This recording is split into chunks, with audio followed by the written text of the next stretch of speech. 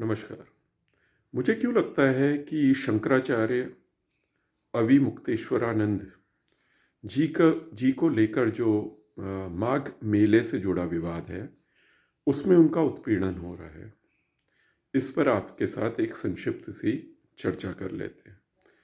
मुझे लगता है कि शंकराचार्य जो हैं, उनका यहाँ उत्पीड़न हो रहा है और शासन के द्वारा उत्पीड़न हो रहा है। मैं अपनी बात को कुछ बिंदुओं के माध्यम से आपको समझाने का प्रयास करता हूँ। जो शंकराचार्य अविमुक्तेश्वरानंद हैं, उनके शंकराचार्य का जो उनका कार्यकाल चल रहा है, उसमें दो तारीखें बहुत महत्वपूर्ण हैं। एक है 11 सितंबर 2022 और दूसरी है 15 अक्टूबर 2022।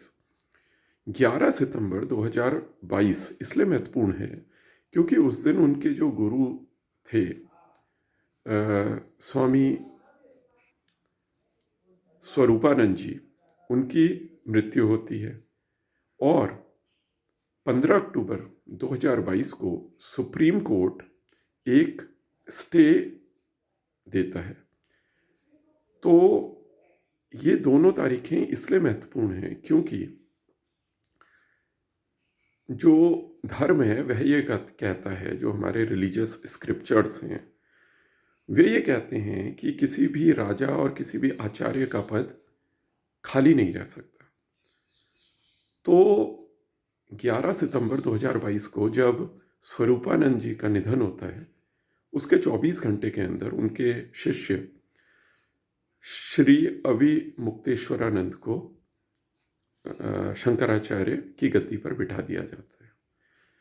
जो उनका जो इसमें जो प्रक्रिया है वह वही है जो कि किसी भी शंकराचार्य के लिए होती है। उनका उनका जो उनको तिलक किया जाता है और साथ में उनका पट्टाभिषेक होता है। कहने का अर्थ ये है कि उनके ऊपर एक शॉल या चादर उनके ऊपर डाल दी जाती है, तब से वे शंकराचार्य मान लिया जाते हैं। इसमें जो नियम है वह यह है कि और जो शंकराचार्य हैं उनको इसमें उनको सपोर्ट मिलना चाहिए और वे उनके जो शंकराचार्य की जो गद्दी है उसको उनको मानना चाहिए। तो 4 में से 2 शंकराचार्यों ने उनको शंकराचार्य मान लिया।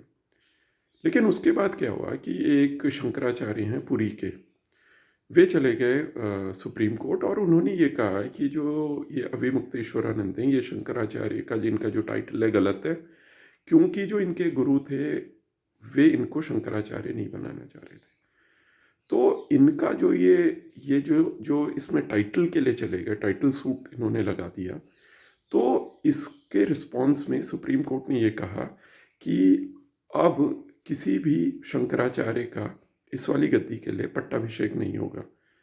लेकिन यहाँ पर एक गौर करने वाली बात यह है कि धर्म के हिसाब से तो अविमुक्तेश्वरानंद जी का जो पट्टाभिषेक है वह करीब 1 महीने पहले हो चुका था। तो जब ये स्टे आया तो जो अविमुक्तेश्वरानंद के जो एडवोकेट थे उन्होंने इसको पॉजिटिव माना, क्योंकि उन्होंने इसको इस तरीके से समझा कि अब आने वाले समय में कोई दूसरा व्यक्ति अब इस वाली गद्दी के लिए शंकराचार्य बनने का प्रयास नहीं करेगा। तो यहाँ पर जो क्लैरिटी है वह यह है कि धर्म के हिसाब से, नियम के हिसाब से और कोर्ट के हिसाब से भी जो अविमुक्तेश्वरानंद है उनका जो शंकराचार्य का जो पद है वह यहाँ पर वैलिड दिखता है। अब कोई भी व्यक्ति किसी अफवाह के थ्रू या अपने कोई स्टेटमेंट बोल के इस गद्दी को चैलेंज जरूर कर सकता है, लेकिन क्योंकि पट्टाभिषेक उससे पहले हो चुका है, सुप्रीम कोर्ट के स्टे से पहले हो चुका है और जो स्टे है वह आने वाले पट्टाभिषेकों के लिए है। लेकिन इनका जो पट्टाभिषेक है वह 11 सितंबर को जब इनके गुरुजी का देहांत हुआ उसके 24 घंटे के अंदर हो चुका है। अब यहाँ पर दूसरी बात आती है कि क्यों मुझे लगता है कि यहाँ पर उत्पीड़न हो रहा है। उत्पीड़न मुझे इसलिए लगता है क्योंकि ये जो शंकराचार्य हैं पिछले 2-3 साल में ये कई बार कई स्नानों में चले गए।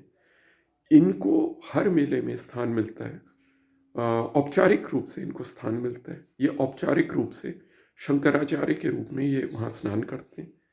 इनकी पालकी आती है और जिस भी तरीके से इनकी शोभा यात्राएं निकलती। आपने ये देखा कि माघ मेला में इस साल 18 जनवरी 2026 में माघ मेले में भी इनको स्नान के लिए किसी ने नहीं रोका था। लेकिन जब इनके साथ ये कंट्रोवर्सी हुई, जब इन्होंने ये कहा कि भाई इनको जिस तरीके से एक शंकराचार्य, जिस तरीके से एक महामंडलेश्वर ऐसे मेलों में अपने दमखम के साथ जाता है, इनको वहाँ जाने दें। तो उसके बाद ये देखिए कि जो शासन है, जो मेला प्रशासन है, वह कई चीज़ें यहाँ पर लेके आया। उन्होंने ये भी दावा कर दिया कि ये शंकराचार्य नहीं है। इनके टाइटल को इन्होंने मतलब डिस्प्यूट कर दिया। नोटिस इन्होंने दिया तो इन्होंने न केवल ये कहा कि आपका जो टाइटल है वही डिस्प्यूटेड है, बल्कि इन्होंने ये भी कहा कि आप शंकराचार्य हैं ही नहीं, आप अपने नाम के आगे शंकराचार्य नहीं लगा सकते। तो कहने का अर्थ ये है कि आप रिट्रोस्पेक्टिवली आप भूतकाल में साक्ष्य को बनाना चाह रहे हैं। जो मेला जो प्रशासन है, हमें ये नहीं पता कि वह ऐसा क्यों कर रहे हैं, लेकिन वे भूतकाल में साक्ष्य को बनाना चाह रहे हैं। तो ये एक तरीके का विक्टिमाइजेशन है, उत्पीड़न है। जो शंकराचार्य हैं उनका जो मत है ठीक है कि अब जब उनको शंकराचार्य बनने का जो तरीका है, उनको जिस तरीके से शंकराचार्य बनाना चाहिए था और स्टे से पहले उनका पट्टाभिषेक हो चुका है, तो इसको कोई कोर्ट ऑफ लॉ नहीं यहाँ पर वो कर सकता, डिसाइड कर सकता। शंकराचार्य धर्म के हिसाब से बनते हैं तो वे शंकराचार्य हैं और बन गए हैं। इसके अलावा अगर कोई व्यक्ति जैसे कल को माना कि मैं ही चला जाऊं और मैं ये बोलने लगूं कि शंकराचार्य तो मैं हूं, क्योंकि इनके जो गुरुजी थे वे तो इनमें इंटरेस्ट, इनका उनको शंकराचार्य बनाने में कोई इंटरेस्ट ही नहीं था, तो ये सारी चीज़ें सतही हो जाती हैं और जो स्टे हैं उसको आपको सही तरीके से देखना पड़ेगा। तो ये एक संक्षिप्त सी चर्चा थी कि क्यों मुझे लगता है कि स्वामी अविमुक्तेश्वरानंद जो हैं, जो इस समय शंकराचार्य हैं, उनका उत्पीड़न हो रहा है और वे जो बिंदु रख रहे हैं वह सही है, सटीक है। इसके अलावा जो भी कहा जा रहा है मेरी दृष्टि से वह अफवाह है और एक व्यक्ति को आप उसकी मान की हानि कर रहे हैं, जिस कारण से कि ये न केवल वह जिस गद्दी पे बैठा है उसका अपमान है, बल्कि आप जो एक राज्य की एक शक्ति होती है उसको एक व्यक्ति के खिलाफ इस्तेमाल कर रहे हैं। धन्यवाद।